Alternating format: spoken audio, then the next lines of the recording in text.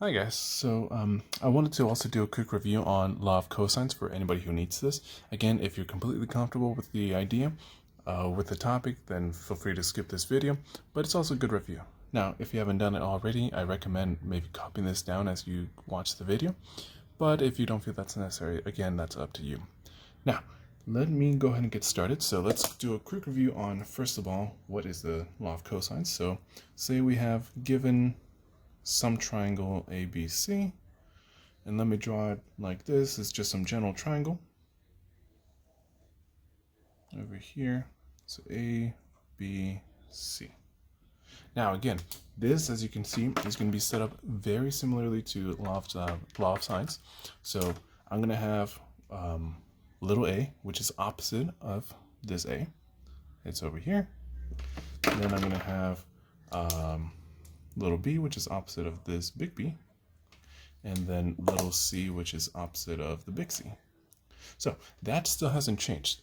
The letters we still use are still like the opposites from the big letters. So big A is opposite of little a, big B is opposite of little b, big C is opposite of little c. So one thing to keep in mind, how do we know when to use which one? So I'm going to write it right here. A little start on the note.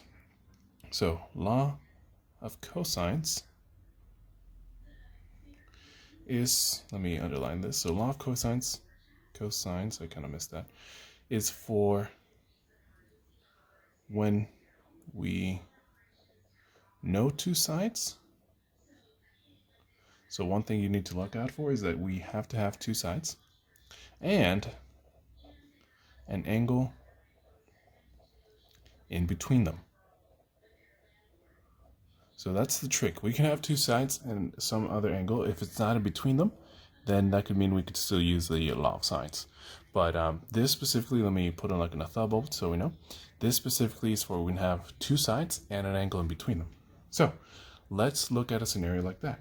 Now, before I draw the scenario, let me remind you of what the actual law of cosines looks like. It's three different equations, but again, it's the same idea. It's just the ordering. So let me call this, so here the law of cosines. Now, here's the first equation. So here's a squared is equal to, and then we got b squared plus c squared minus 2. That the 2 is always there. But in this case, we're going to use these two letters. So b, c, and then times the cosine of big A. So one of the biggest things that if you remember, I told you guys to remember this way. The cosine and the letter in the first place match up. So like if I have big A on the cosine, I have a little a.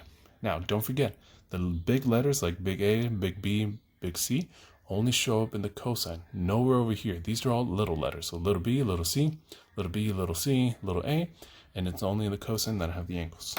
So that's the first one. Now second one, so b squared, and it just shifts the letters around. So now I'm going to have a squared over here plus c squared minus 2. Again, that's always there. But in this case, I'm going to use these two letters. So a, c, and then times the cosine, and in this case of big B. And again, cosine of big B, little b is on that side. Notice again, these two letters are just the other two. So if I use little b over here, this has to be little a, little c. Little a, little c. And it's only in the cosine where I see the big letters. And last but not least, so c squared, and again, it's little c. It's equal to the other two letters, so a squared plus b squared minus 2. And then this is ab times the cosine of big C. And again, these two match up, little c, big C. And only in the cosine do you see the big C, the big letters. So these are all little letters, little c, little a, little b, little a, little b.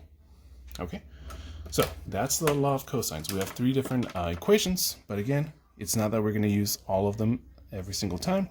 It's just that we're going to use one of them. We have to know which one. So let's go back to this idea of what it looks like when we have two sides and an angle in between them. Here's what that looks like. So let me go down over here. Let me make sure you guys can see the law. So here's my example. Let's say I have this sort of triangle. Kind of looks like this. And then I just know that this is A, this is B, this is C over here. And let's say that they tell you this is 14, this is 20, and they tell you this is 93 degrees. So careful, even though it might look like it, it's not a right triangle, especially because you can see it's 93. But again, never assume unless they tell you specifically. Okay, so this is given to you, A, B, C. And then once we start thinking about the little letters, remember, the only condition is that the opposite one to the big A, it has to be a little a. So for example, if I go over here, dot, dot, dot, dot over here, this has to be a little a. Then if I go opposite of B, dot, dot, dot, dot over here, this has to be little b. And last but not least, but dot, dot, dot, dot, dot, this has to be little c.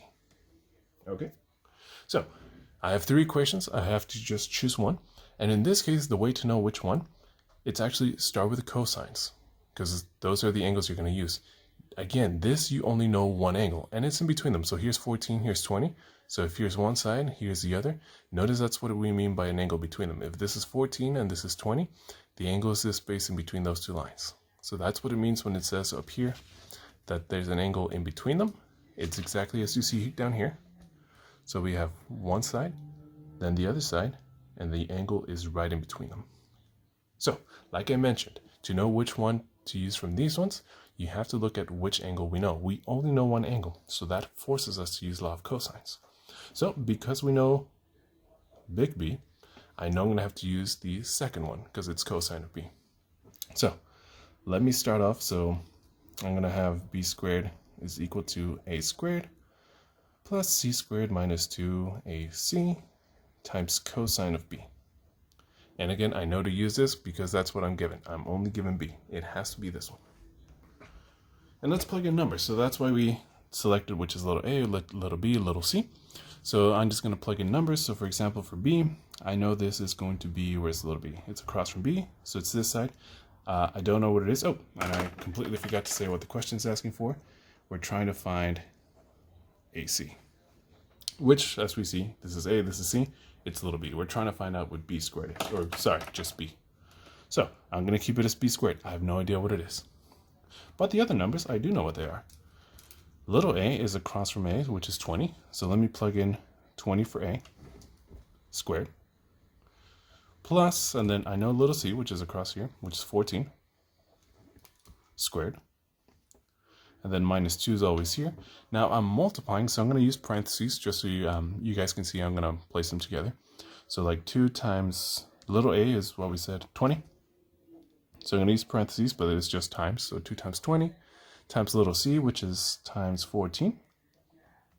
And then I'm multiplying by cosine of big B, which is, they tell us is 93. 93 degrees. And then don't forget parentheses. Now, let me go ahead and combine these two. So let me bring out my calculator. Let me scoot up so you guys can follow along. This is the work from before. So we have 20 squared. And you can put this into the calculator. Actually, yeah, let me show you guys what that would look like. So notice if I wanted to find out what this is in one big swing, I could do that by saying 20. And then let me show you the guys over here. So use the squared button here. Plus, actually, let me put it on this side. Plus, and then I have 14. So 14 squared minus 2, and I can use the parentheses. The calculator recognizes its multiplication. So 20, and then times 14, and then times the cosine of 93. So if you wanted to put it this way, notice the calculator can actually do this into one step. So it's telling you what it is, 625.3. That's only on the right side. But if you want to go step by step, that's also a possibility. So let me show you step by step in case you choose. And then also one of the bigger mistakes that's happened over here. But again, if you want to just plug it into the calculator, that's fine too. But let me go ahead and show you guys. So if I want 20 squared, that will be 400. So b squared, I have no idea what it is, but it's 400 plus 14 squared and 196, I think. 196. And then minus 2 times 20 times 14. And I'm going to do this in one swing. So 2 times 20 times 14 times cosine of, actually, no, I'll show you guys where this goes wrong. So 2 times 20 times 14, that's 560. And then I still have times cosine of 93. Now, the reason why I'm showing you guys this way is because a lot of people, what they do 400 plus 196, and then they subtract 560 before computing cosine of 93, but that's wrong. So I want you guys to keep in mind, I'm gonna use another color. This is multiplication right here, 560 times cosine of 93. So if you remember PEMDAS, it says that I have to do multiplication before I try any addition. So think of this whole thing like one separate thing. It's these two things combined, so I can't just like add 400 and 186 and then subtract 560. I have to find out what this is first and then combine it with these things. Now I can combine these two things, no problem. So let me try that. 400 plus 196, that would be, so b squared is 596. But again, the only thing I can't do is subtract 560. This 560 is connected to this whole thing. So don't make that mistake. You can combine these two things, that's just addition, but these two things are connected. The 560 or whatever this whole thing was, and the cosine, those two are connected.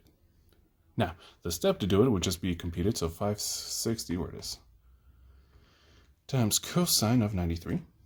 You can actually find that as, so don't forget it's a minus. But then as you notice here in the calculator, it's a negative sign. So that's why I'm going to use parentheses, because so it's a minus negative 29.3. I'm just going to round up. And it could happen. You know, the cosine just became a negative. So that's why I'm using parentheses, because now it's a minus, a negative. Okay, so now when I combine these two, b squared is equal to, now you can actually put this in the calculator, 596 minus a negative 29.3. And it'll do it for you, 625.3, which is actually what we got before if you did it in one big swing. Or if you want to remember, this is whenever you subtract a minus, this is really 596 plus 29.3. Either way, it turns out the same. Now the thing to watch out for, remember, we want b by itself. So to get rid of this b squared, let me go ahead and write it down again, 0.3. To get rid of that, we have to cancel out the squared, which is the square root. So that cancels out the squared, so I'm just left with b is equal to, and I just have to figure out what that is. So second x squared, so 625.3, and that should be about 25. Now notice it's really close, 25.005. I'm just going to I can't talk anymore. I'm just going to call it 25. It's close enough. Okay, and that's my b. So again, biggest steps. Don't forget you can do it in one big swing. Let me scroll back up to where that was over here. You can do it in one big swing over here. Compute that, which is of 625.3 that we got, and then just square root that. If you wanted to use that one, there's actually a number down here, which is where it says like answer is where the negative is. Just click second up here and answer. So it shows up like you're going to square root your answer, and it's exactly what we wanted, 25 or about 25. Or if you wanted to go step by step, that's fine. Just remember the biggest thing, don't forget that you can't combine these two things, or these two things, or sorry, these two things. You can combine those two things. You cannot combine these things because this is connected over here. So take it step by step, computing, blah, blah, blah, and then you get your answer. So again, the way to know that you had to use law of cosines, we had two sides, one side here, another side over here, and we had an angle in between them. If you try to plug in your law of sines, you're going to notice that you don't have a pair. I have a big, or sorry, actually, I don't even have a big A. I do have a little a. I don't have a big C. I do have a little c. I do have a big B, but I don't have a little b. So notice I don't have my pair that I wanted to. And I can't use any tricks to figure these two out. I only have one angle. So again, if you have a side, another side, and then an angle in between them, it has to be law of cosines. Boom. And then to know which one from these ones over here, think about which angle you have. So I had little, I have big B. I had to use the second one. Okay. I hope this helps, guys, and have a good one. I'll probably post another video reviewing some things for tomorrow's lesson.